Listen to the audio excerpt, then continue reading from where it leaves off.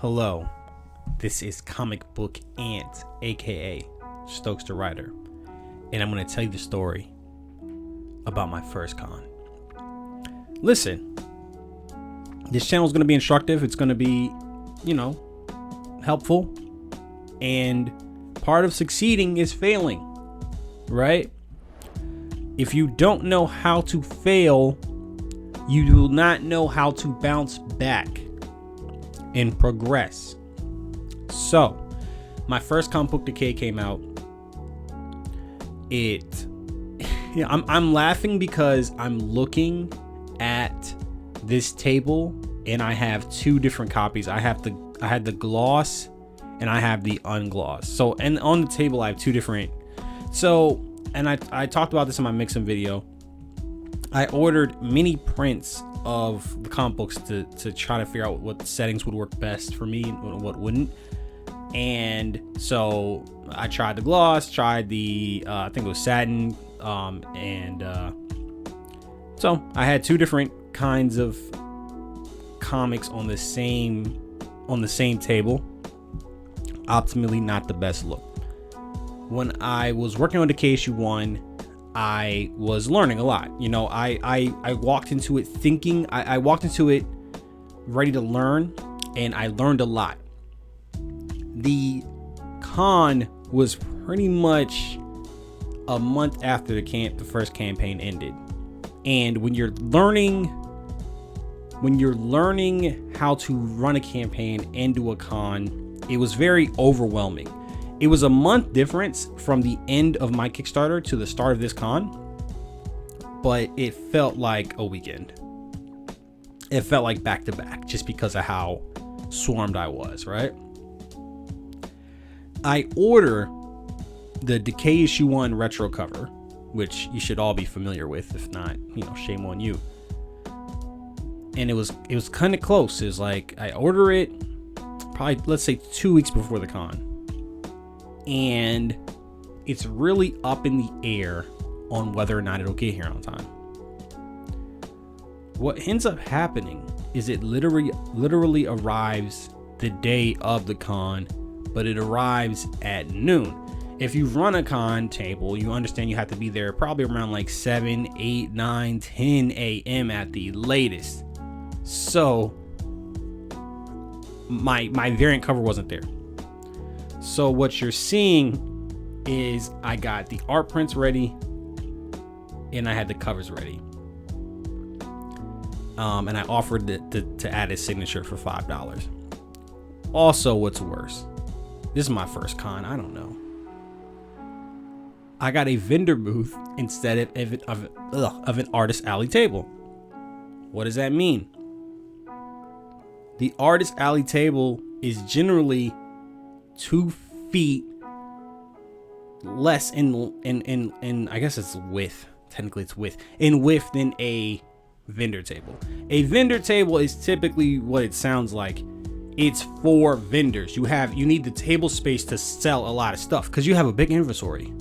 Why else would you have a vendor table? Right? So I had a vendor's table and really didn't have enough inventory to cover an artist alley. Really. So, learning experience there. So I go into this con knowing that I didn't even have business cards. I was woefully underprepared.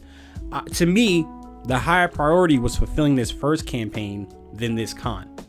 That was the thing. I walked into this con understanding I told myself, you're going to get your teeth kicked in. That was what I told myself. This is going to suck. This is going to suck ass. This might be the single most embarrassing day of your life, but I'm going to learn. That was the thing I was like, okay, if I can get through this day with this pathetic excuse for a table in the vendor section. So, vendor section, let's just take a look, and this isn't going to be the best optimally, the optics, but let's take a look. Let's take a look at some of these tables. Look at some of these beautiful tables that people have. That's a con. Look at these. Look at this. Shouts out to Ben Crafter. Never met him. Look at this. Look at the contrast here. Look how busy. Look how organized this looks. Next to my shit. I have 2 stickers and a cover and an art print. That's literally 4 products. That's it. So I'm going there. I didn't know you needed a tablecloth. I got the dirtiest. That table was so damn dirty. It just and I'm sitting next to like one of these vendors that are basically have you ever seen the vendor booth that looks like they just took all of the merchandise from GameStop and just put it into a vendor booth at a con? I was next to one of those, and I was next to a publisher. I was next to a publisher. I'm gonna pull up her name because she was super helpful. So I'm gonna pull that up. I'm gonna pull up so I can give her a shout out.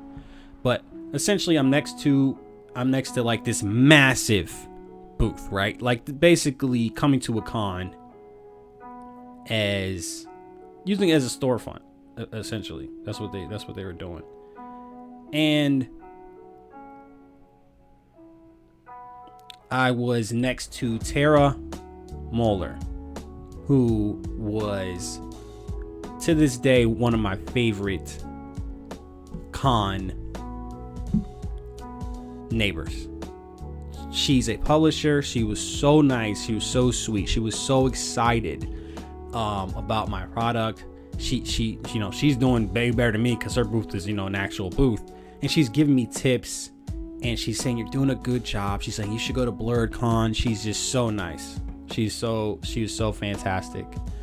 I'm gonna put her Instagram up at the very end. I'm gonna put her Instagram in the description. So shouts out to her. You know, she's fantastic. Every time I see her, it's good vibes. At the time, I'm like, I got nothing to lose. To me, I was like, look, man, if I can sell these comic books off this shitty table, I can sell it anytime. I leveraged my situation, which seemed hopeless, and said, fuck it. Let me just try it. Let me just try different things. And I honed it. I honed a lot of my salesmanship there. And I had a pretty good day. It was Hampton Comic Con 2021, October 2021. I think this is at the start of when things started to open up as after COVID, or, you know, after COVID, but, you know, things were lighting up. So people were out. There were a lot of people there. And I had a pretty good day. I learned a lot. I learned so much. Just a few things. Let people hold the comic book. Hand them out. Let them hold the comic book. I pitched this so many times. When you pitch enough times, you can say it in your sleep. I pitched a case so many times I can literally say it in my sleep without thinking. So the beauty of that is, while you're not thinking of your pitch, you're thinking of other things. Also, there was no price sheet because I wanted to try different prices. I wanted to be malleable. Like I said, just lean into the situation, you know, just really double down on the situation. And it went pretty well, you know, all things considered. And then I used that and it kind of became, I don't want to say a joke. It's not a joke, but it removed some of the seriousness from a con. It made it more fun, let me say. I was by myself as well. I'm by myself at most cons. But now I have people that I've had like 2 or 3 people. I think I've gone to 6 cons, but now it's like 50-50 people showing up and hanging out with me and stuff like that. My good friend Noah always pops in when he can, you know, buys me pizza and stuff like that. So this was in October, so this is probably like 9 months later. And then this is my booth now. I should probably switch these. Hey. Don't unsubscribe, please. This is me now. This was actually 3 weeks ago. in Fredericksburg Comic Con.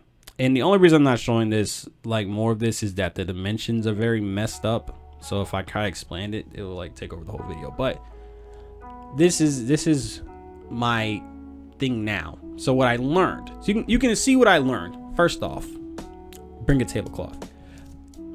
I have a 6-foot tablecloth and an 8-foot tablecloth, and I believe a 10-foot tablecloth. So I have them because you can't trust what the information says, because I went to an 8-foot table and it ended up being a 10-foot table. And so I just grabbed another one. I just grabbed an extra one just to be safe. So yeah, I have a 6-foot, an 8-foot, and a 10-foot, which is fantastic. It's really cool. I'm ready for anything. I never liked, for me personally, I never liked the super busy vendor booths. To me, it should really be about ideally a one-on-one conversation. I didn't want too many distractions. I didn't want a bunch of other people's IPs on my table. So I finally got this banner. Banner looks great. Banner definitely looks dope. But I wanted to be able to hone my skills. And even with this YouTube channel, it's the same way. As opposed to going out and spending thousands of dollars on like on a big setup, get people to edit, stuff like that. To me, it's just more about, okay, let's commit to an idea, and then we invest. And usually it's the opposite. You invest money because you think that means that'll hold your investment, but it doesn't. We've all invested in stuff and then given up, all the time. For me, I want to understand how to sell comic books under the worst circumstances, and this table on the bottom is certainly the worst circumstance. And then now I feel as if, having gone through that, having learned these lessons, I am better off. Because if I had started with this good looking table, maybe I would try to rely too much on the presentation. I think the presentation for me should be minimized. It should be about you, and the customer should be about you and the premise and the comic book and the quality of the materials. The presentation should be a second thought for me. So I really want to talk about this because it shows you the contrast. This is 9 months, by the way.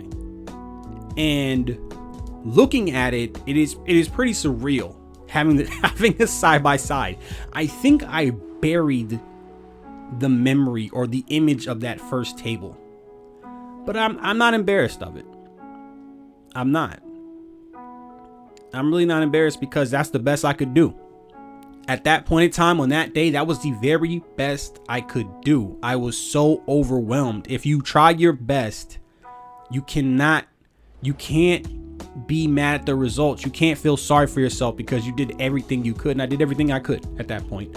And now we're here, where I have veteran comic book creators complimenting me on my table, which I never thought would happen.